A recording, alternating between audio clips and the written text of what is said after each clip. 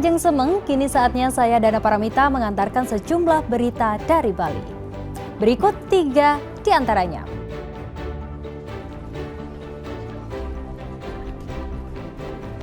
Libur Natal dan Tahun Baru, ratusan ribu penumpang padati 3 pelabuhan di Denpasar.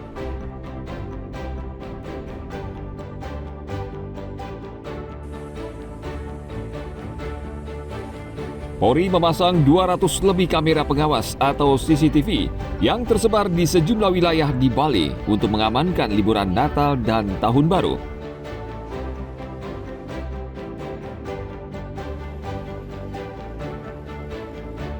Kunjungan wisatawan di kawasan Candi Dase Karangasem menurun drastis akibat proyek revitalisasi yang masih terus berlangsung.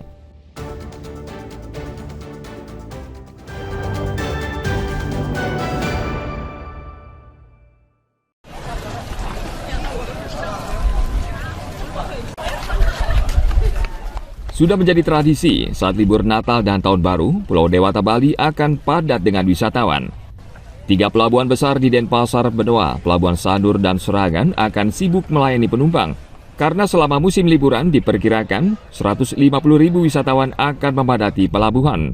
Kementerian Perhubungan menginstruksikan pemerintah daerah memberikan perhatian penuh, salah satunya dengan mendirikan 3 posko di ketiga pelabuhan yang mulai beroperasi pada 18 Desember 2025 hingga 6 Januari 2026. Pemerintah daerah diminta mengawasi ketat lalu lintas pelayaran dan mengutamakan keselamatan penumpang.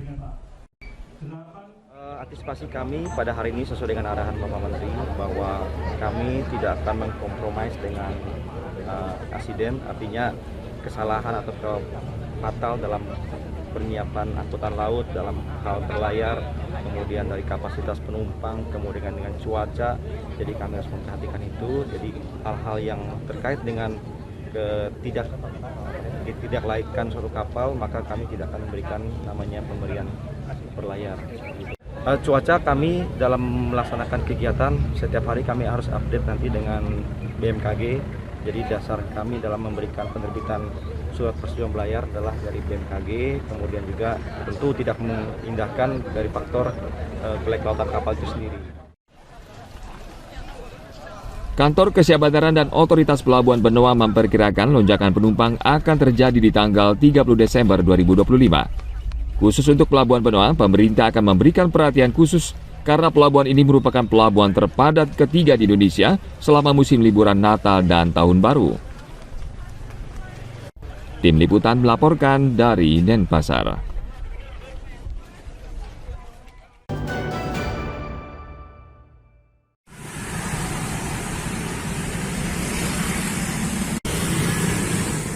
Polri memasang 200 lebih kamera pengawas atau CCTV yang tersebar di sejumlah wilayah di Bali untuk mengamankan liburan Natal dan Tahun Baru.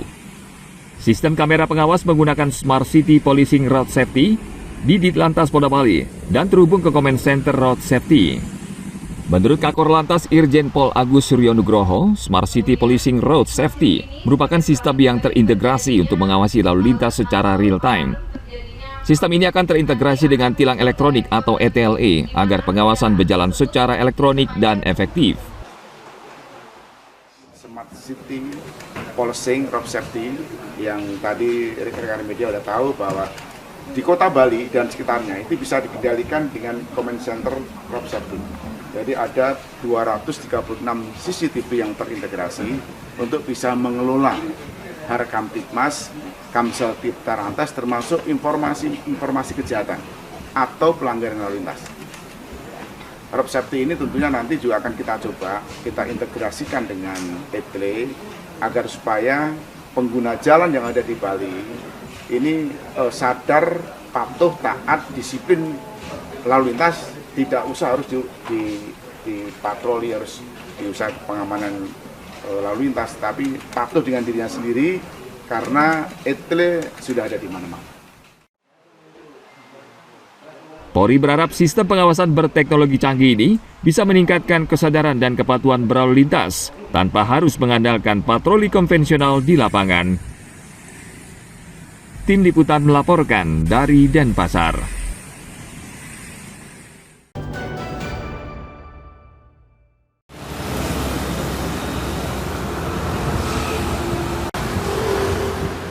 Pajak reklame Kabupaten Karangasem saat ini jauh dari target, yakni hanya sekitar 50% untuk tahun 2025. Badan Pengelola Keuangan dan Aset Daerah atau BPKAD Karangasem akhirnya buka suara. Perubahan regulasi pemasangan reklame ternyata berdampak terhadap pemasukan pajak reklame di Karangasem. Salah satu perubahan adalah larangan pemasangan iklan rokok di jalan nasional, jalan provisi dan kawasan bisnis. Hal ini berdasarkan ketentuan dalam Undang-Undang Hubungan Keuangan antara pemerintah pusat dan daerah. Selain itu, definisi reklame juga diperketat dan identitas properti seperti nama hotel atau usaha yang melekat pada bangunan kini tidak masuk kategori reklame kena pajak. Realisasi 58% ya, dari 550 juta. Itu belum tercapai karena apa, Pak? Iya, belum tercapai karena ada perubahan regulasi. Jadi khususnya pajak rokok ada perubahan regulasi, ya tidak. Biasanya kan di jalan-jalan utama. Nah, sekarang jarang kan, udah nggak lihat kan? Nah, itu yang berkurang ya.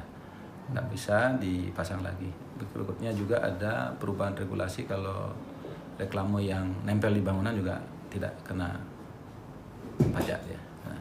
Terkait dengan kondisi itu untuk rencana selanjutnya seperti apa, Pak? Tentunya kita akan melakukan koreksi kembali ya.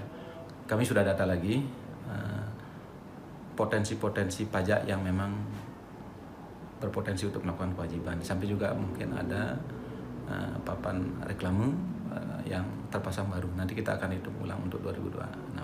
Akan ada penyesuaian target nanti, Pak, untuk 2026? Ya, 2026 sebenarnya kita sudah proses itu ya. Perubahan regulasi ini dimanfaatkan pelaku usaha. Mereka membongkar materi promosi sehingga tidak ada lagi objek pajak yang bisa ditagih. Meski demikian, BPKAD mengaku tetap berupaya menggali potensi pajak yang masih memungkinkan. Tim Liputan melaporkan dari Karangasem.